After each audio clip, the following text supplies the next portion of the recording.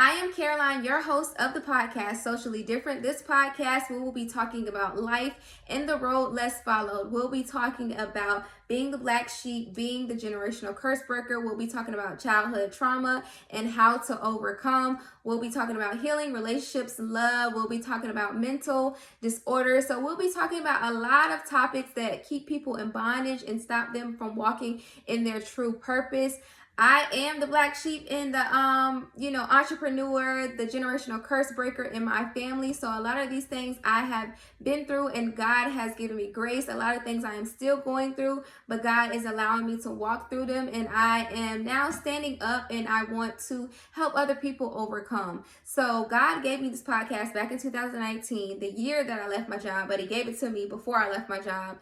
And now I think it is the right time to stop procrastinating and being disobedient and get it done. So he has given me so many topics, but I hope you guys chime in and give me more that I can talk about. But he has put me on assignment. So he has put me on assignment to do these series called Overcoming with God. And I'll basically be talking about, specific things that people go through, common things that people go through, but giving you a perspective, especially if you're a Christian or you want to understand how to overcome these things.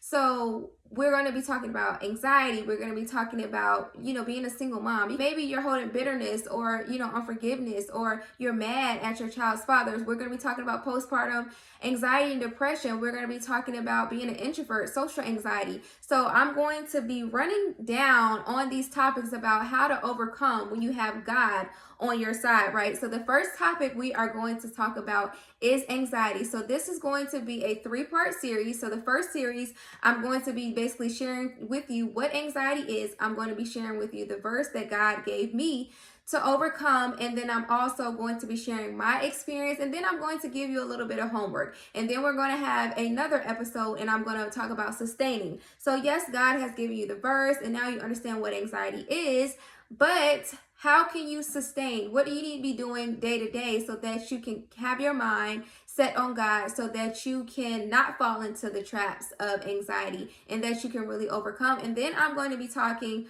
from a fitness and health standpoint, because once I stop looking at fitness for the aesthetics, just for the big butt and the flat tummy, and for guys, the 6-pack and the big arms, once you start looking at fitness and health for how it can help you overcome mentally, it means so much more. So we are going to get right into it. So I have wrote some notes because I really wanted to get into this the way God had told me, and I didn't want to miss out on anything. So I will be looking at some notes while I explain. So let's talk about what anxiety is. So anxiety is an emotion characterized by nervousness, excessive uneasiness, which can bring compulsive behavior and panic attacks. And then I'm also going to throw in postpartum anxiety, because that's something that I experienced that, led me to, what I was experiencing. So postpartum anxiety is excessive anxiety following childbirth.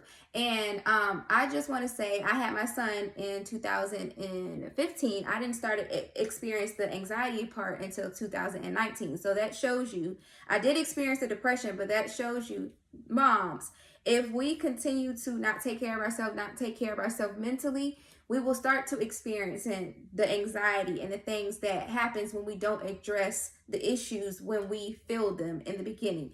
So let's go on with anxiety. So when you experience anxiety, you really feel uneasy. Sometimes you feel crazy. Sometimes you feel insane. Sometimes you feel like you're about to die. You're hyperventilating.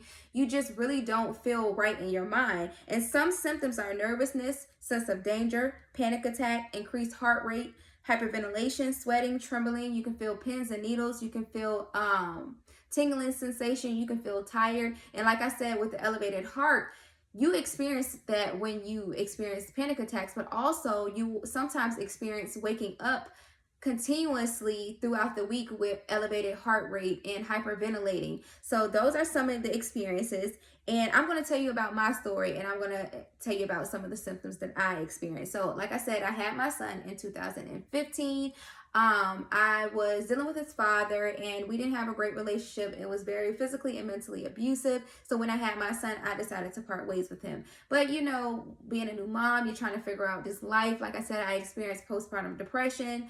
and, things change financially, socially, things change. You're trying to figure out how to navigate. You're taking care of this new baby. It's not just you. So a lot of things, come into play, especially being a single mom when you don't have help. I didn't deal with the depression and then, not taking care of myself mentally. I started to experience the anxiety, but at that time, I didn't really know where it was coming from. I didn't really understand the postpartum aspect, and I really didn't understand the aspect of the devil trying to knock me off my purpose. So let's go deeper into that. So when I started to experience the anxiety really bad, I went to a doctor. I went to a urgent care, and I was telling the doctor there, I said, hey, I'm not feeling like myself. I was feeling pins and needles. So I was having like certain times of the day when I would be at work, I would just feel like sharp pains. Like it was like somebody was poking me with the needle in specific parts of my body. I would feel tingling sensation in my hands. I would experience the hyperventilating. I would experience feeling like I was about to die. I would feel like something was like chemically off with my brain. I would just feel like I was insane. And I was telling him, and I was crying. I said, I'm trying to manage working and, starting this new business and being a mom. And the first thing that doctors want to do, they want to prescribe you medication. So I want to talk about the medication aspect of it right now. And I know some people that have anxiety, they have opted to, take medication, and not saying that you're a crazy person or that you're a bad person if that was your decision. But for me, I knew that in 2018, I started going back to church. So I knew that, hey, if I'm surrendering my life to God, and He is the creator of this vessel, He is the creator of my mind, He is the creator of my body, that He would heal me and He would help me overcome if I allow Him. And that's exactly what He did. My take on medication is that it does not get to the core of the issue. It only gets to the surface of the issue, and it really doesn't fix what you have going on. So if I was to get on medication, I would start to be dependent on that medication and not really be able to overcome experiencing anxiety. So I would be starting a whole nother, can of worms by depending on medication. And that's just what I didn't want to do. So what God told me to do is He told me to start journaling. So I started waking up early and I started to journal, and I started to be very open and honest with God and tell Him how I was feeling. I was telling Him the symptoms.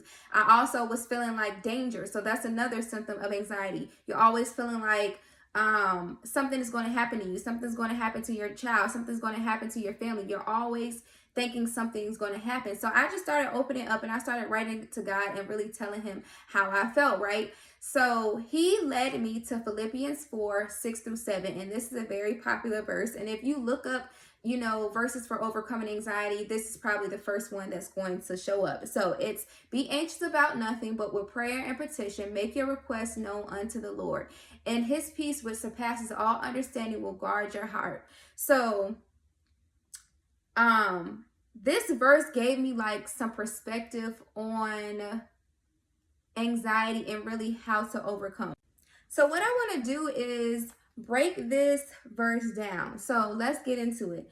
So it says, do not be anxious about anything, but in every situation by prayer.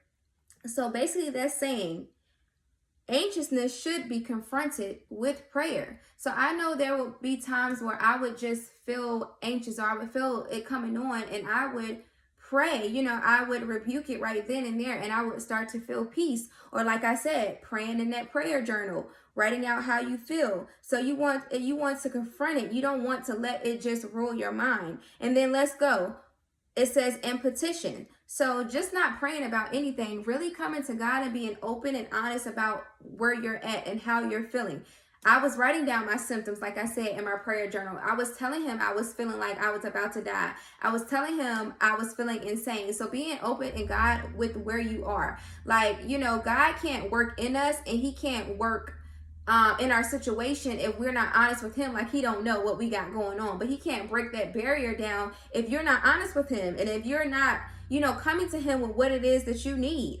And then it says with thanksgiving. So I know sometimes we just want to come to God when we need something, but just don't come to God when you need something. I need. Let God know that you're thankful for Him waking you up in the morning. Let God know that you're thanking Him for giving His Son to die for our sins. Let Him know that you're thankful for His grace, His mercy, His love, His peace that surpasses all understanding. And then the last part, God's peace, which transcends all understanding, will guard your heart and mind in Jesus Christ. So you have to believe that in your heart. If you have accepted Jesus Christ into your heart, you have to believe that God is going to give me a peace, and you will start to. I literally was writing in my journal for about a month or less, and I was really, my anxiety started to decrease each time as I started to depend on God and depend on his word. Okay, so let's go a little deeper into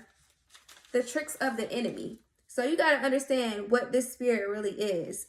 So we know that anything contrary to the Bible is a trick of the enemy. So anxiety, fear, depression, doubt, suicidal thoughts are all a state of the mind. So if the devil can knock you off of your purpose, if the devil can stop you from birthing what it is that God has called you to do, then he got you. So let's look at John 10:10. The thief does not come except to kill, steal, and destroy.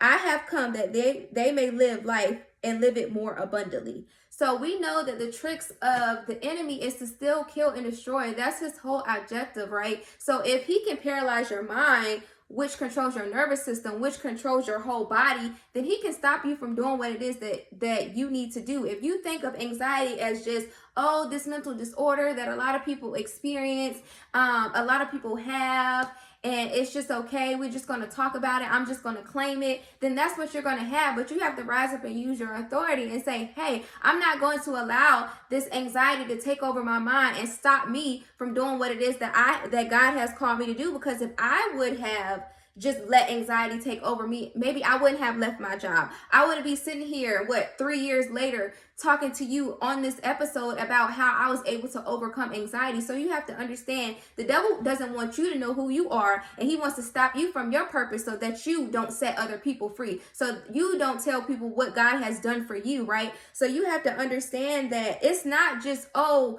I have anxiety. This is the devil's plan. There is a war going on for your mind, for your spirit, for your life, and you cannot allow the devil to win, right? So you have to rise up in that authority. So I have some homework for you guys. We're going to stop right there.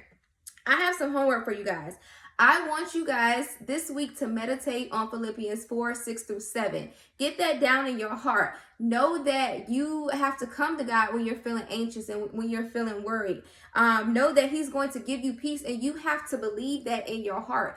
Write in your prayer journal this week. Wake up a little bit earlier and be honest with God. He is your Father. Be honest with him and tell him, how are you feeling? Tell him the symptoms that you are feeling. Tell him that you need his strength. Tell him that, what's going on with you. Be open and honest so that he can really work in your situation. Okay, you guys?